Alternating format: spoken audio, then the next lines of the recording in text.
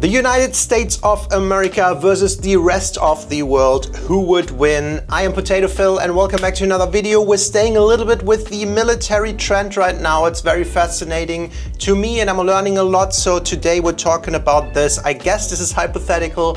If the entire world has decided we're sticking together with Russia, with China, with the Middle East, and we're fighting the US. And yeah, let's see what happens. Let's see if that's a good idea or if it's a very, very bad idea. A superpower can be defined as a state with the ability to project power or exert influence on a global scale, usually in more than one region at a time.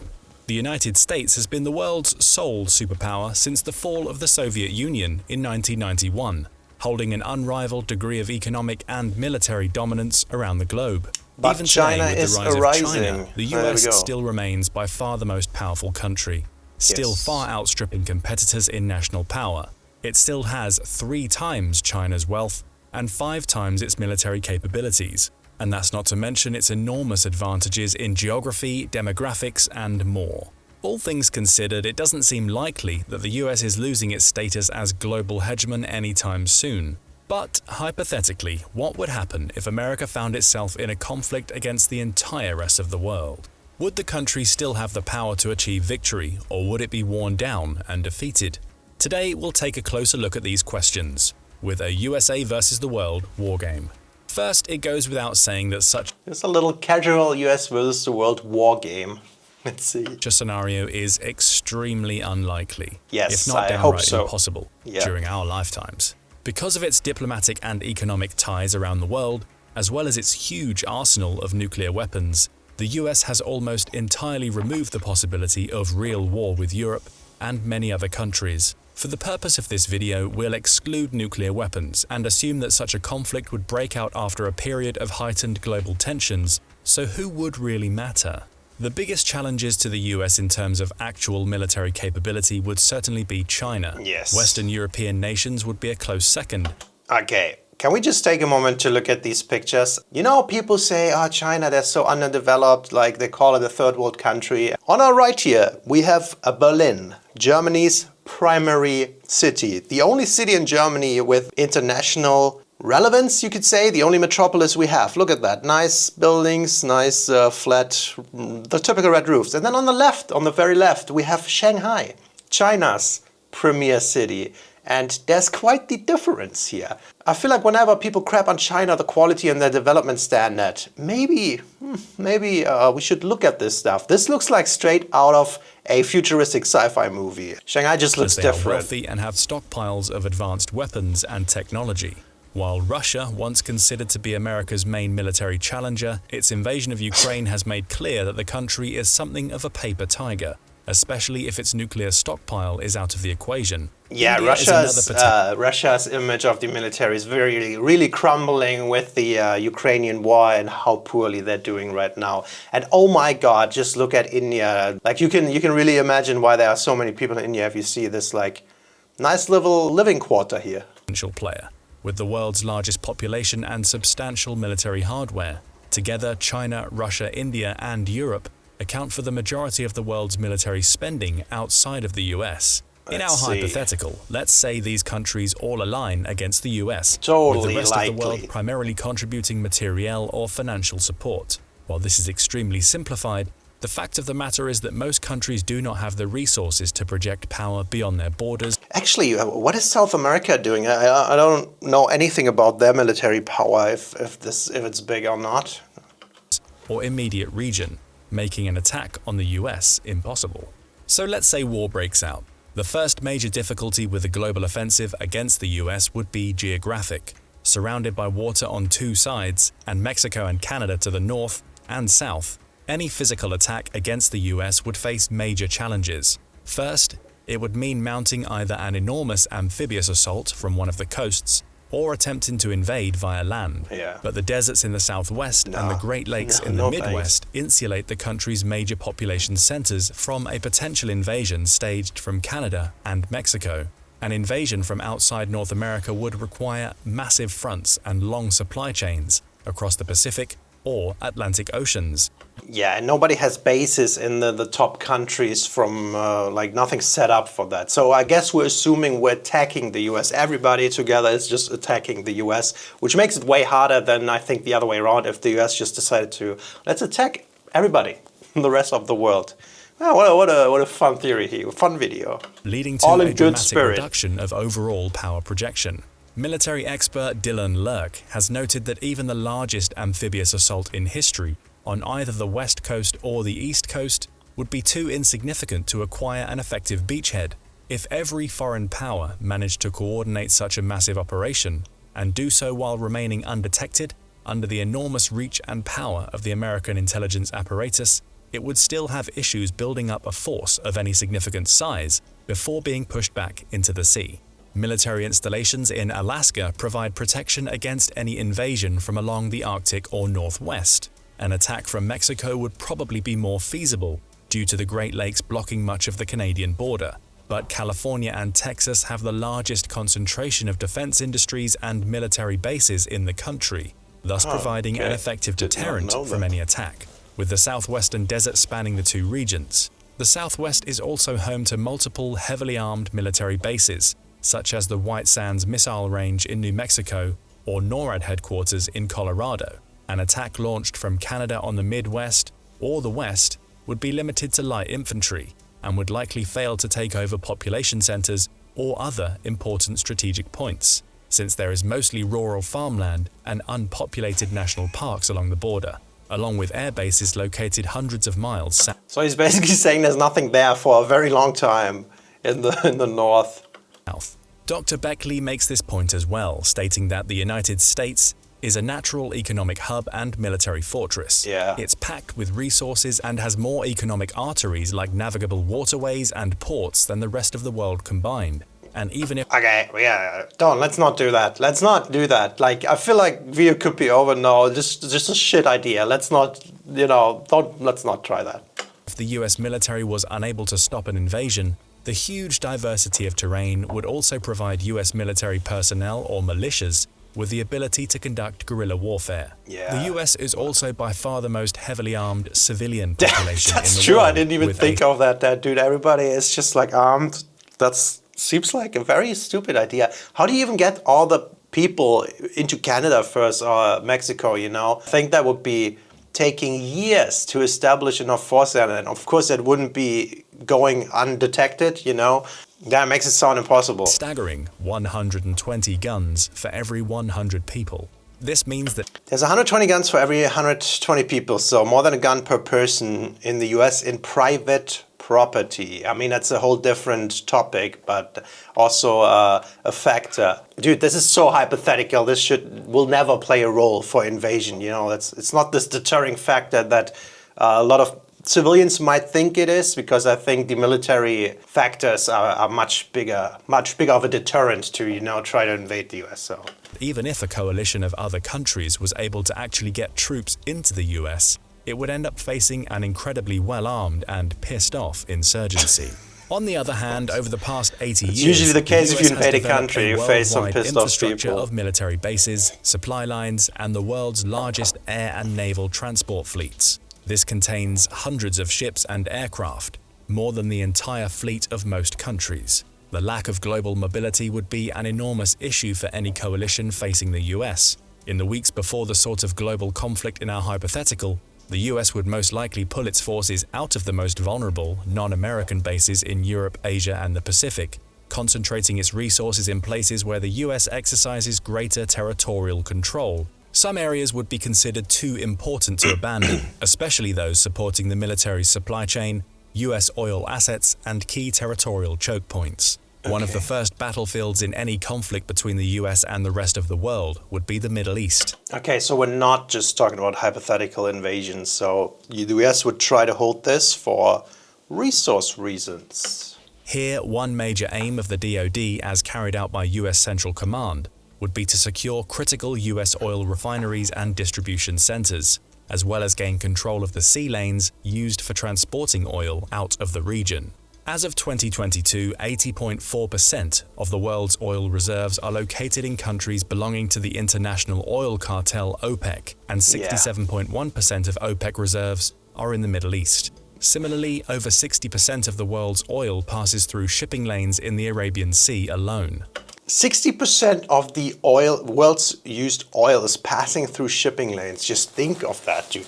The size and the amount of these like cargo ships, these oil tankers going through these tiny channels like that. Imagine one would be stuck there. Think that ever happens? I don't know, like a little channel like this.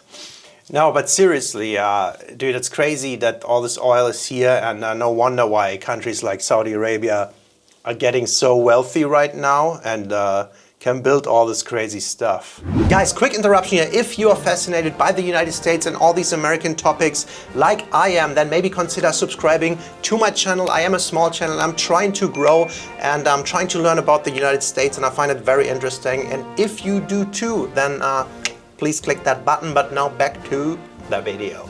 While the US has reduced its presence in the region in recent years, a global conflict would almost certainly cause a reorientation. Possessing the world's 12th largest oil reserves means that the US could theoretically go self-sufficient in wartime. Okay, so the US has control some of oil some itself. Middle Eastern reserves would make guaranteeing its supply much easier. Yeah. Similarly, it would allow the US to deny oil to much of the rest of the world and undermine the coalition's economies and military production. Europe, which would represent the US's most significant adversary, receives a significant amount of its crude oil and natural gas from the Middle East. Yeah, we don't have any oil, like Germany does not. This means that US military control of the region would harm Europe's ability to sustain a war effort for any extended period of time. I think that's a very important point. If you cut off the resources successfully and then you just draw out time, they have to give up at some point. I think that's how wars often work, right? China would face a similar issue, as over half of all its oil comes from the Middle East, making the region among one of the most likely fronts in a global war with the US. At the start of the conflict, the US would first strike. This is so interesting. Think about it, man. If this hypothetical war would happen, that the battle would first be taking place in the Middle East because they have all the oil. We would just fight for this like brown fluid, this earth fluid that we all need nowadays. At oil-related facilities across the Middle East, using carrier-based strike aircraft plus medium and long-range ballistic missiles. While regional powers could offer some resistance, none of them have anywhere close to the manpower or firepower needed to stop the US in an all-out war. While Israel, Saudi Arabia, the UAE, and several others do have modern fighter jets and other weaponry, even they would not last very long up against the might of the DoD. And because each is an independent country, intelligence and resource sharing among them would also be limited, further reducing the region's ability to stand up to the US in a shooting war. Most of their assets' signals would also likely be jammed by America's powerful electronic warfare capabilities, which would disrupt enemy communications, targeting, and guidance systems across the region. The greatest threat to US control of the Middle East in our scenario comes from ground-based air defenses, as even older systems can shoot unsuspecting fighter jets from the sky. However, unlike Russia's recent experience in Ukraine, the US has actually proven that it can effectively destroy another nation's air defense network, as it did during Desert Storm in the 1990s. Today, this might be even easier due to the enormous arsenal of drones the US has access to. Most US losses in the air would I feel like this is going to be the future. Airplanes like this, no people on board, just drones. It looks so futuristic. Come from such drones, as well as fourth-generation jets like the F-15, while its more modern F-18s and F-22s could evade all but the best air defense systems. After establishing air superiority, the US would then work to control all choke points into and out of the region, especially the easily blocked Suez Canal, where over 12% of global trade passes through. If it was able to 12% of trade, global trade, not oil, global trade passes through that. It's so crazy, man. Would like to see that. Just like to see the size, the amount of ships going through there. Effectively keep regional control over the Middle East and its hope none gets stuck. Resources, the US would have a decent shot at winning against the rest of the world. A second major battlefield would be the... Okay, so we just covered the first battlefield, the Middle East, the oil, and they have a very good shot of winning. And if they win that first one, it's almost basically game over, what he said. And the Middle East being so surrounded by water and the US having the strongest Navy and Air Force, I think they had a good shot. Yeah. Pacific, where the US would probably use its fleet to keep China and other East Asian nations contained and stop them from attacking the West Coast. This could mean either a blockade of major trade and supply routes, as well as using islands like Hawaii and Guam to stage its own offensives. As of this video, there are 47 aircraft carriers around the world. The largest 11 of these are all nuclear-powered carriers belonging to the US, which have more than twice the combined total deck space of every other country combined. Twice the deck space of all the other countries combined. The Pacific Fleet fields 7 of these, and in a global war could use them to deny access to anything approaching the US mainland. Again, oil would be another top concern, and the US could use its massive navy to gain control of the Strait of Malacca, which carries up to 40% of the world's trade every year. While less easily choked off than the Suez Canal, a US blockade of this waterway would also devastate most economies in Asia, giving the US serious economic leverage over China, India, and others. Isn't that crazy to hear that just by blocking off like 2 major oil trade routes would just screw basically every country in the world? That's how reliant we are on oil as a natural resource. And we're shipping that stuff around the world, and just Suez Channel and that Malacca Strait, or what's it called? It's crazy to think, man. The US would also likely exert its naval power in the South China Sea, which it could use to launch strikes against China, Japan, the Philippines, or any other regional power. Heavy fighting would ensue across the sea and air domains all around the South China Sea, and could account for the heaviest US casualties in any theater of this hypothetical war. Another potential target is Taiwan, where over 90% of the world's advanced microchips are currently fabricated. The US might even need to seize and try to occupy the island to stop the global coalition from dominating the production of modern electronics. To do so, the US would inevitably have to challenge China as well. So first we cut off the oil, and then we go for all the electronics, 90% of the chips in Taiwan, so that's the next one. Chinese air defenses and ballistic missile capabilities are already powerful alone, and if combined with the assets of every other country in the region, could potentially pose a problem for the US. The naval base on Guam would be especially vulnerable to strikes by ballistic missiles, which could overwhelm its limited air defenses. And because the US Navy is larger than those of the next 8 countries combined, it could easily fight in 2 or 3 theaters at once, making simultaneous blockades of Europe, the Middle East, and Asia Pacific a real possibility. Another aspect of a global war would involve submarines, which unsurprisingly the US has more of than almost anyone else. Its fleet contains 53 fast attack submarines. What kind of submarine is shooting out of the water there? That's a nice submarine. Okay, 53 fast attack submarines. I like submarines. There are some nice movies and also video games in the past I played. 14 nuclear-capable ballistic missile subs and 4 guided missile subs. Even without using the world-ending nuclear... So 4 guided missile subs, I'm not sure exactly what that means. I think probably long-range missiles you shoot from the water through the land, I assume. I guess the others that are not guided missile subs are just to defend against other ships like destroyers and aircraft carriers, I assume. Guided missile subs. Even without using the world-ending nuclear capabilities of an Ohio-class submarine, this massive fleet would allow the US to launch stealth attacks on enemy naval vessels anywhere in the world, completely undetected. While America would be far more hard-pressed to fend off a global coalition on the ground, at sea, the US stands a much better chance of victory. A third global area of battle would be the Americas, where the US would have the greatest ability to marshal forces and project power. And because Mexico, Canada, and other countries in the region are far less powerful, there is a good chance the US could blockade, control, or destroy the majority of their military and economic resources. Canada and Venezuela are both obvious targets because of their status as oil producers, and in a global war the US would probably aim to shut down or take control of resources in both.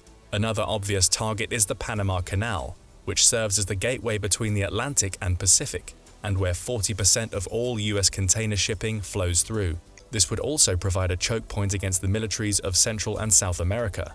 It's just crazy how much blocking trade routes would play a role, but I think that's just the game, right? Chile is another potential target as the country supplies 28% of the world's copper, critical for the production of modern electronics. Copper, okay. Now, obviously, a hypothetical Oil, electronics, chips from Taiwan, trade routes, and now copper. Just all about cutting every resources. other country in the world would have the numerical advantage in overall troops and economic resources. But keep in mind that as of 2022, US military spending was $877 billion, constituting 40% of the global total and more than the next 10 countries combined. Today, this enormous sum still only accounts for about 3% of the country's GDP. In a global war, this percentage would almost certainly increase and could rise to similar levels as World War II, when US military spending accounted for over 40% of national GDP. That's crazy. Today, that would mean somewhere close to $10 trillion a year. It's a nice number, but we are talking numbers now that are just not comprehensible for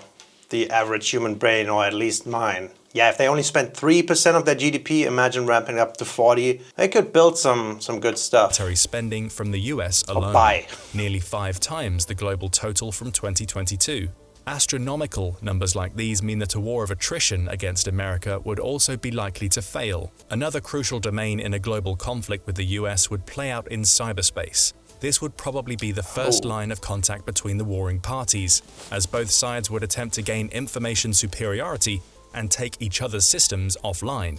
While US Cyber Command would almost certainly be overwhelmed with attacks by many actors at once, America could also use its own highly effective attacks to shut down enemy power grids, computer networks, weapons, electronics, and much more. And while it's not as dominant in cyberspace as in the real world, the US still has by far the most capable and best funded capabilities in the world. However, this domain would also be one of the biggest dangers to the US in a global war. Yeah, that's what I'm thinking. I think this is probably a more intransparent thing. I think, yes, US is with the big companies, you know, you have Facebook, you have Google, you have Apple, Silicon Valley, you have so many cyberspace companies and spending, I guess, but I don't know what's going on in the rest of the world. And he said it's not as dominating as in the real world with military power.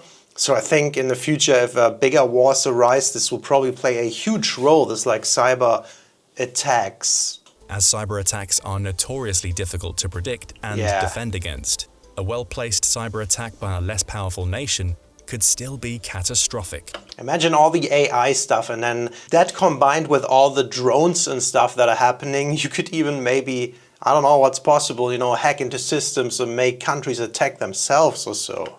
And would probably be a more serious immediate threat to US citizens than a kinetic strike on the country. However, again, we have no way of knowing how much American cyber spending would increase in a total war, or how quickly that would lead to new capabilities. All the elements point to a big conclusion. Whoa, the US is so powerful that it could take on the rest of the world for weeks or months with no certain winner. Because of this, such a hypothetical conflict would likely become a war of attrition in both the physical and digital worlds. The US would work to starve the world's other major powers of oil, war supplies, and other vital resources, while attempting to preserve its own.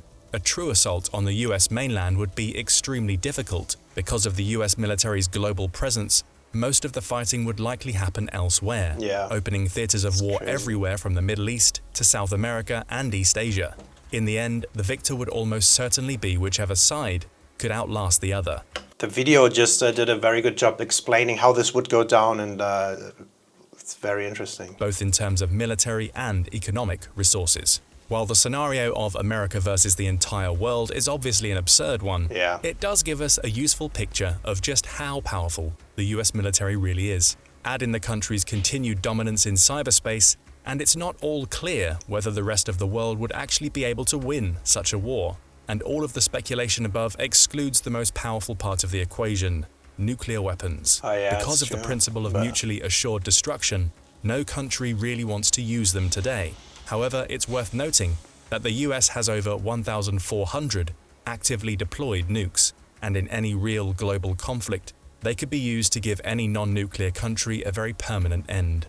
And even in a very distant hypothetical like the one above, we should remember that the cost of human life in any worldwide conflict would be staggering, and that even winners in such a war would suffer. Let's pull up this map for a second. What should we take away from this video? I think the first thing we should take away, let's not do that. It's a bad idea. Bad idea, I mean, for both sides. This is very hypothetical. I think this video, I like this a lot. I like this actually a little better than these videos that just show the strength of the US military by numbers and say, oh, we have more of these, we have more of these. I really liked how they went through here and dumped down for people like me how it actually would go down. First, everybody would fight for the oil resources, then just cut off these trade lines, cut up the resources for these other countries that you're pitted against.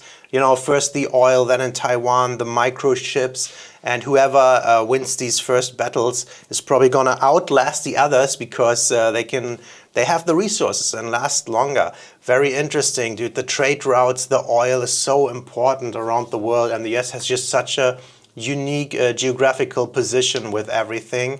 In the end, this is just a very hypothetical video, and I think it showed the strength of the US actually better than these other videos. So it is quite impressive, and good thing most of Europe is allied with the US, and so is Japan, South Korea, etc. And let's not hope it ever comes to a war of this scale in the world again. But yeah, let me know what you think, and I'll see you on the next one. Bye bye.